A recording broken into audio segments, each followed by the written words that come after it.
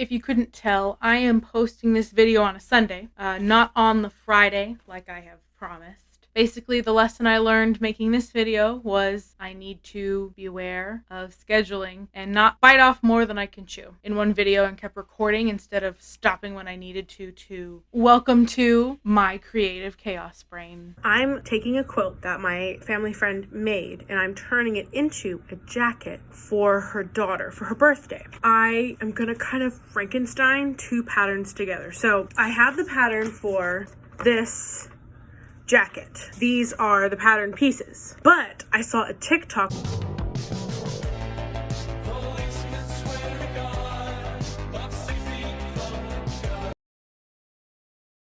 she uses a literal blanket to make that jacket. So I figured I could combo that idea, figure out the measurements that I need and to achieve this jacket look, but using most of the quilt in that way from that pattern. Because I bet if I cut the jacket like the TikTok video, I could use these pattern pieces to do the collar and the pockets. Let's see. Oh, I didn't record that whole thing. Well, I'm ironing. I missed most of that, so I'm gonna iron my last piece. I just realized it wasn't recording. Oh, the learning curve.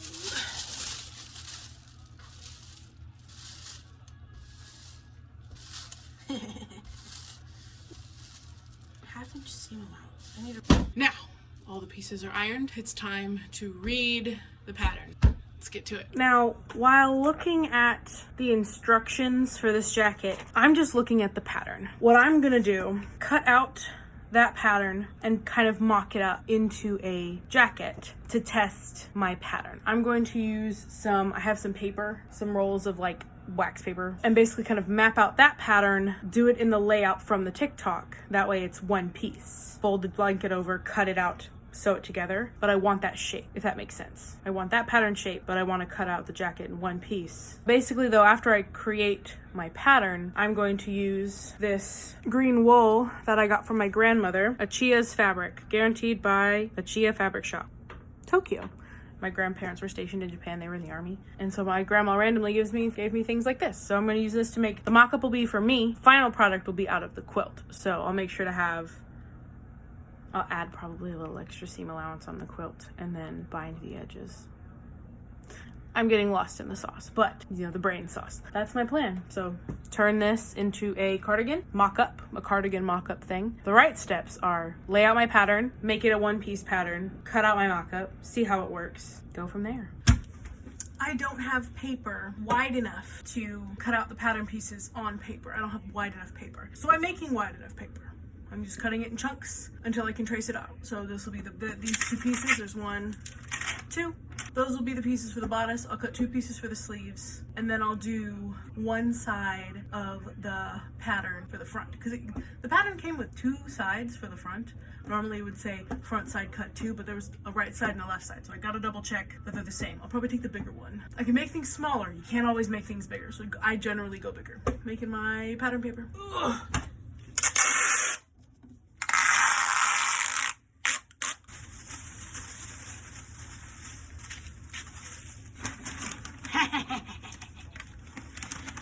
Magic.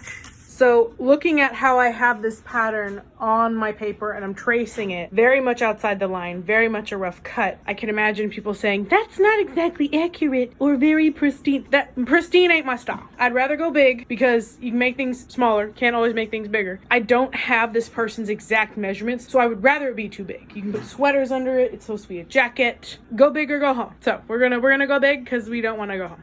Okay, looking at my pattern piece like this is where the fold of my fabric would be. Basically, I need to take that part of the bodice and move it over here.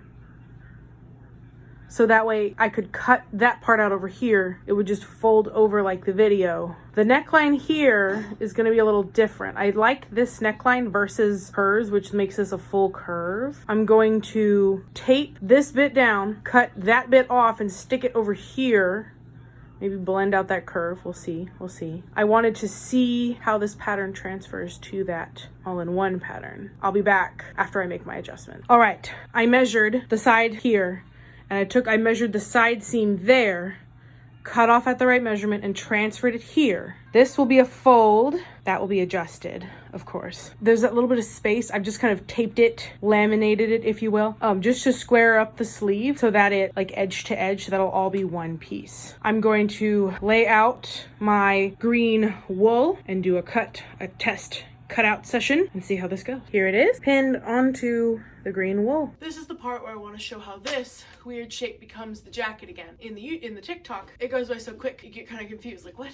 How did she get there? Here we go. Ladies and gentlemen, I do not encourage putting pins in your mouth. It is a bad habit that I have. I recommend not doing it. This is a fold. This is the center back. This fold is the center back. I'm kind of a goblin. From here, this is a sleeve. So this comes down like so.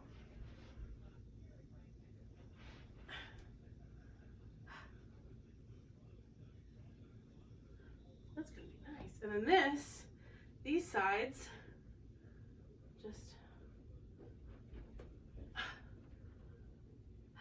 fold inward. And then you have a jacket that is one piece. So if you have a blanket, you're not cutting a blanket up, especially like a quilt with all these pieces. You're not cutting it up, it's all one piece. I'm really pleased with this so far. I think what I'm gonna do, I think I'm gonna do this seam first, then the underarm. So that way, any seam allowance over here gets pushed the right direction for the underarm. I will check back in and let you know how that goes. Okay, here it is. I got the seams, I got the underarm. This is one piece of fabric into a jacket. I'm a 1X woman. This is meant for a 2X. I think it'll be just right. It's big enough to have like room. I think there'll be plenty of room to have my little toggles in the front that'll hold it closed. And then there's plenty of space for like a sweater or things under it once it's a jacket. Now, I will admit, for my wool version, I'm gonna probably keep it this big just because it's super fun and flowy. But I have a fabric in my stash that's more of a silky fabric. I am going to line this. But it is itchy. It is still wool. So it's not that it's bad, it's just itchy. I maybe don't even need to line. Like I maybe only have to do half of the lining. We'll see. Project so far. See, because there's the one seam for the side and then the underarm. And then it's all one size. Now to show you closer up. Like this can fully wrap around me almost like a robe. But I figured it'll be in a quilt. The final will be in a quilt, so it'll be thicker. And if I overlapped it like what, 2 inches? I'm gonna bind, I have the matching fabric that she used, and I'm gonna bind the edges. I'm not gonna try to line the quilt one. I'm gonna bind the edges. If I overlapped it the like 2 inches that it actually would, there'd be plenty of space for toggles. There's plenty of room in here. You know, like if someone was bigger.